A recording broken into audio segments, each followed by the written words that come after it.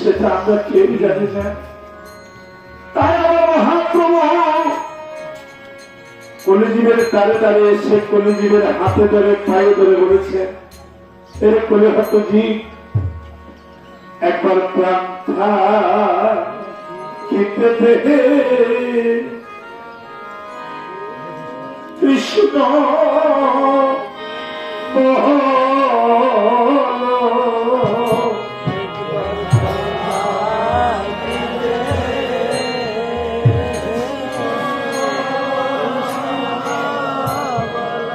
কৃষ্ণ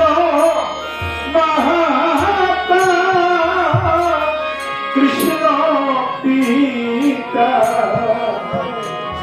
কৃষ্ণ হল